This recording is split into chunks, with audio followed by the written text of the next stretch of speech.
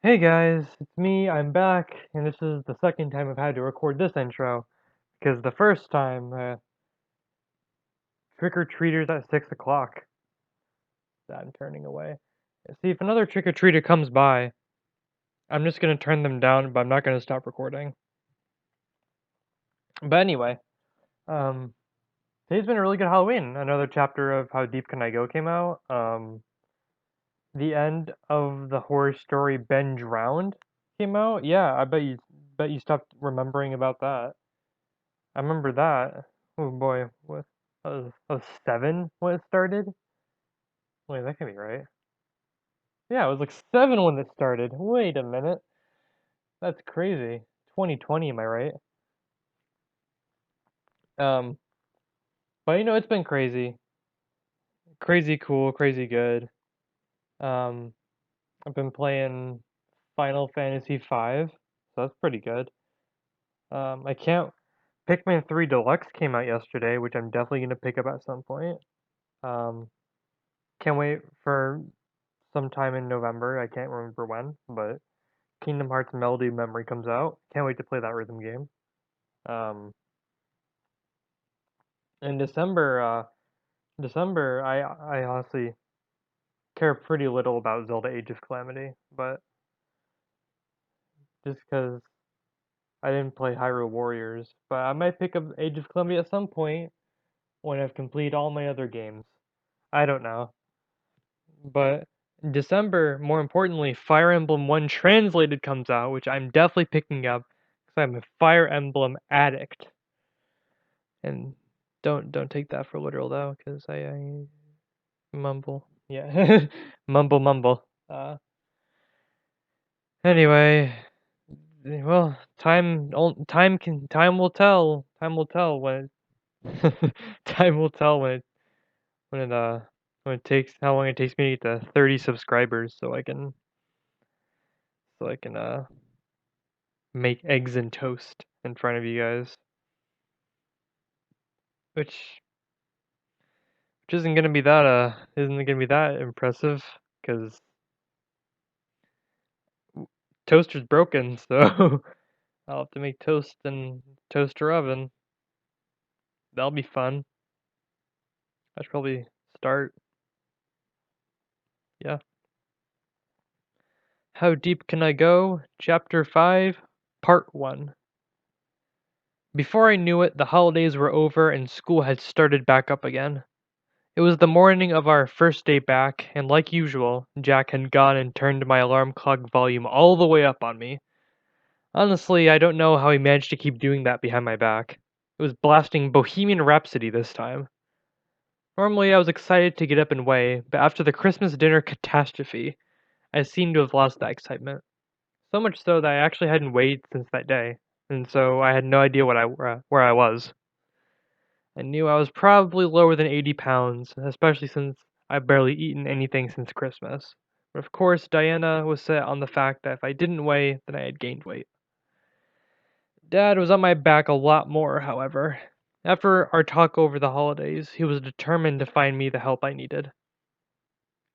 He tried booking me appointments, but I just happened to mysteriously disappear when I was supposed to go.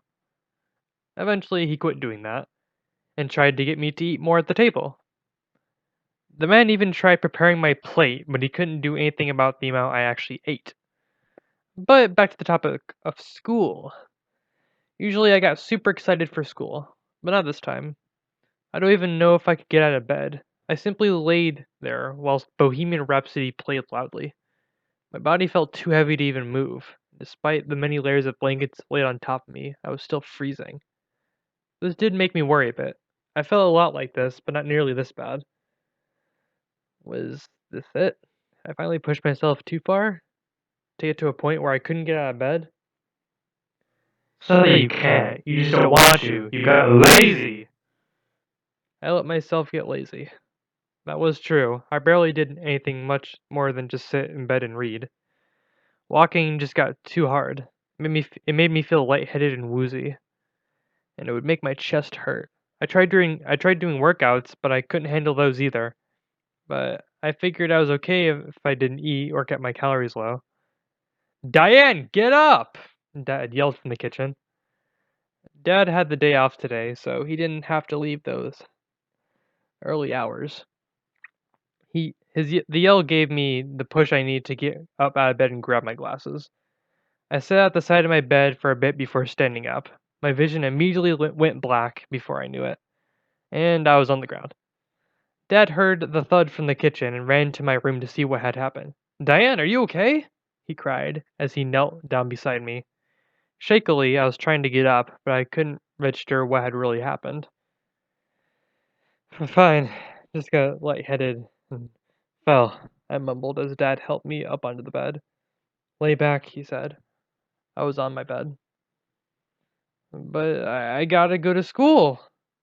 No, you're staying home. You're in no state to go. He pushed me back, and before I knew it, I was back where I started, under my blankets and stuck in bed. I tried fighting my way back out of bed, but Dad kept pushing me back. Sadly, I wasn't strong enough to fight him. I knew this was gonna happen. It was just a matter of when. Dad sighed. Now you see why I was worrying? Dad, I'm fine. No, you're not. Why can't you see that? He started raising his voice. You're dying right in front of me, right in front of us all. And the only thing you can do is just stand there and not see it. I was taken aback by the comment. I knew he was upset by my eating habits, but not that upset. Heck, he even looked like he could cry. All right, I said. I didn't want to worry him too much than he already had. I'll stay home. Thank you, he said. Could you do one more thing for me? I already knew what he was going to ask. Can you please eat what I give you, without arguments, just for today? Preferably every other day too, but at least today. Do I have to? I whined. Please? This was the first. I've never seen Dad plead with me. He was very good at being strict and making sure we all stayed in line, but I've been going out of line so much and he hasn't stopped me yet. So he must have been desperate to plead with me like this. Fine, I sighed. I just wanted to make him happy, not to see him worried about me for once. He looked so happy when I replied that he looked like he could have cried. He gave me a big hug. Thank God, thank you, he cried happily. I'll go get you breakfast, okay? I'll be right back. He ran off to the kitchen and I sighed. I couldn't believe this. The thought of Robin finding out scared me. She was not going to be happy. She was almost definitely going to scold me for letting this happen. Dad came back a couple of minutes later with a plate of food. He handed it to me hesitantly, and I took it and placed it on my lap. I examined all that he gave me. There was a slice of toast with peanut butter on it, and an assortment of fruit on the side. Surprisingly, it looked like a reasonable breakfast. Did some quick math and concluded that the whole meal was less than 400 calories. Yeah, it was on the higher end for me, but it was better than something worth thousands of calories. If it wasn't for the calorific peanut butter, it would have been something totally normal for me. Are you okay with that? Dad asked hopefully. Yeah, I replied. I expected Dad to leave and do his own thing whilst I ate, which would make things easy. I could scrape off the peanut butter and eat the rest. Doing that would save me almost 200 calories, so it was all good. That was until he sat down beside me and didn't look like he was going anywhere. I gave him a funny look as if to ask why he was sticking around. What? He said. I want to make sure you eat. Don't think I don't know how you work. If I left, you would probably scrape the peanut butter off your toast or something stupid like that. Me? No, I said nervously. I tore off a piece of toast and ate it, as if to prove my point. Now I was stuck with the deal I had made. I had to eat what was in front of me. Damn it. As I ate, I tried to convince myself that it was better for me. It was a metabolism boost, and tomorrow I would have lots of energy. I could exercise again, but Dad talked to me whilst I ate. I think he wanted to distract me from overthinking, but in all honesty, it didn't work too well. The rest of the day went like this. Every couple of hours, Dad would bring me something to eat. I would hold in breakfast and then sleep. Dad seemed to want to make me eat 3 meals and 3 snacks, which sucked. By about 3 o'clock, I was already totally way over my allowance budget. I knew I was going to gain weight after that day for sure. Diana was not happy about this either. All day she screamed at me to purge, but the thing was, I couldn't get out of bed. If I tried to get up, my vision went black. Dad had to help me to the washroom, and if I tried to purge whilst he was outside the door, I'd be in for it. The one thing that I was surprised by was that Robin hadn't texted me asking me where I was. Normally she did that if I missed school, but I guess instead of texting, she decided to come over instead. Once she got home from school, she headed right over to my place. Dad let her in and told her I was where I was and what happened. I could hear her progressively sounding angrier as Dad told her the story. Before long, I heard her stomp down to my bedroom.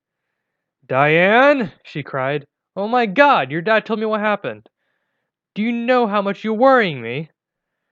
Hey, how's it going would have been nice. I rolled my eyes. I wasn't really in the mood to deal with this. I was already pissed off with Dad because of how much he was making me eat, and Robin let out a deep breath and invited herself to sit at my bedside. "Look, I'm just really worried," she said. "I don't want to see you end up in the hospital or dead." "Don't worry. Dad's got me eating so much that I'll be completely fine by tomorrow." Robin raised a brow at me. "That's not how that works." "Well, at least I'll gain a couple pounds. That's what you guys want, right? That'll make me healthier or something." "Couple pounds of what? Water weight? Just because you eat well one day doesn't mean your problems will instantly fix themselves." "What problems? What problems? Are you serious? Diane, you can hardly get up." "Okay, so I'm having a rough day. Big deal. Tomorrow will be fine." "Not if you keep eating like you have been. Air won't sustain you for much longer." I shot a pissed glare at her. "Don't give me that," Robin huffed. "You need to eat more, and you don't know it. Not to maintain, but it should." "Don't give me that," Robin huffed. "You need to eat more, and you know it. Not to mention you should be at least 30 pounds heavier than you are now." "So no, a couple pounds won't automatically make you healthier." "What are you talking about?" I argued. I don't need to get any fatter." Robin looked at me in complete disbelief. "Oh, that's it! If you won't eat by choice, then I'll make you." "You can't make me," I hissed. "Watch me. I don't need to gain weight. I'm not that thin. I'm like 80 pounds or something." Robin looked shocked. I instantly regretted saying that number. I should have kept my weight to myself. Robin's expression went from anger to fuming to absolutely furious. "From now on," she said in a cold voice. It wasn't hard to tell she was gritting her teeth. "You are eating 3 bloody meals a day. And if you don't, I'll make sure you end up with a hospital with a tube up your nose. At least it'll be something in your bloody system." I couldn't believe she was actually threatening me that she could do such a thing. There was no way I was going to let her make me fat. Not now. Not after all this work I've put into losing weight. Besides, Robin would probably forget about the next day, so of course I didn't think much of it. The next morning I was feeling much better. I got out of bed a bit easier, and despite my vision blurring a bit when I stood up, I seemed to be doing okay. At least I didn't feel like passing out. I was planning on weighing that morning, but I decided I didn't want to see the damage I had done yesterday. So like every other day, I did the usual. Got ready, headed for the bus, skipping breakfast, of course. Robin met me at the sidewalk by the bus stop. She had something in her hand, but I couldn't see what. I had a feeling it was meant for me, but convinced myself it was probably something for school, and I shrugged it off. "Morning, guys," Robin said as my siblings and I got to the bus stop. "Morning," Bella replied. Bella was a morning person, unlike Jack. Jack just groaned. He was probably still half asleep. "Here." Robin shoved the paper bag she had in her arms at me. "For you." Confused, I opened the bag enough to see that there was a peanut butter and jelly sandwich in it. I quickly closed the bag and shoved it back her way.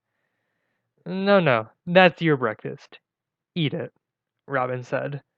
Because I do believe you didn't eat breakfast, did you? No, she did not, Bella ratted me out. I groaned. I couldn't believe she was actually going to try and force me to eat. I won't eat it, I stated firmly, trying not to sound pissed. I didn't need an argument before school. Yes, you will, Robin stated, because if you won't, I'll shove it down your throat for you. Robin was someone who usually did what she said, and said what she would. In that tone of voice, I didn't doubt she would try that. So the question was I willing to take the chance? I would eat that if I were you, Bella said. I wasn't willing to take the chance of having a sandwich shoved down my throat, so I opened the bag and pulled it out. I stared at it for a bit, trying to estimate the amount of calories. It was hard to tell. Maybe 500? Just to be safe. I didn't know. Peanut butter was super calorific, so I added up quick. Go on, Robin pushed. You're supposed to eat. Stop looking at me like it's gonna eat you. Don't eat it, pig! Throw it away! I would have thrown it away, had it come from someone else. But Robin didn't have much money to spare, and wasting money would just be cruel. So I went against Diana and took a bite. It made me feel even worse that it actually tasted really good. Peanut butter and jelly sandwiches were my ultimate weakness, and Robin knew that. Robin had me finish the whole thing by the time the bus came. Eating that made me feel so damn tired, and completely ruined my mood. Didn't make things any better when she forced me to eat lunch, supper, and a snack later that day, totaling at 2,100 calories. 2,100! I was going to be gaining weight now for sure. By the end of the day, I was furious with Robin. One day of eating normal was okay. Everyone fucked up every now and again, but 2 days in a row? Possible even more days in a row? That wasn't okay. But no matter what I argued, Robin kept pushing for me to eat. She really wasn't going to let this one go. She was determined to keep my face stuffed all day long, and that didn't change for a while. Alright, that's the end of this chapter. I'm honestly very surprised I got through it without a trick-or-treater coming up. Well, it's like 6:19 now, so about 6:20 now, and I only know it's alright, I'm already seeing kids with giant rooster heads. Welcome to the Himalayas, I guess. I don't know. Welcome to America. I don't know. It's just I don't know. The other day, was it the other day? Maybe it was yesterday. I don't know. I have a really bad memory. I have a really bad memory. But it might have no, was it? No, I think it was yesterday that I actually no, maybe no, it was Thursday, I think, that I sat there on a calculator coding for like 4 hours.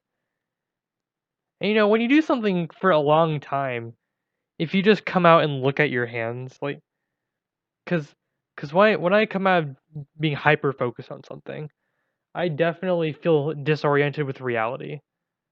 Along the lines of like a dream. And so, what do I do in a dream that I also do in real life?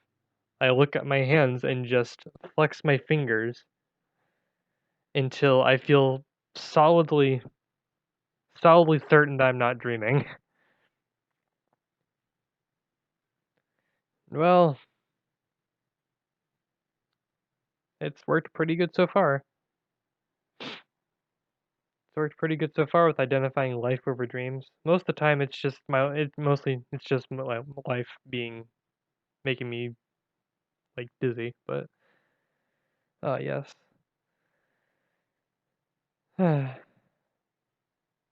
it's been pretty good though.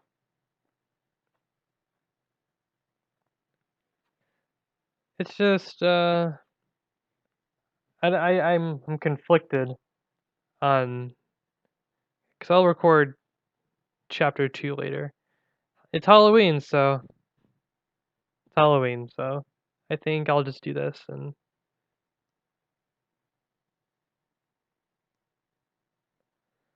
yeah.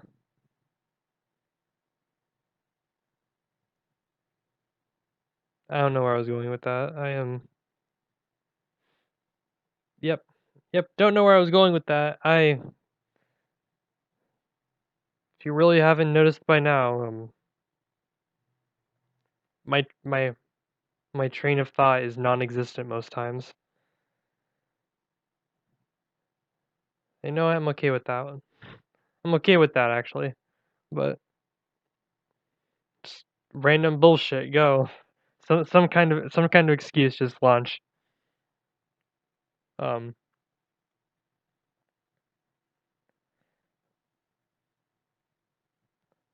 yeah, but it was this has been a good, great Halloween. Um, go support Psy Animations on Tapas. You can always support there. Which I didn't realize the monetary value of ink on Tapas is totally skewed terribly.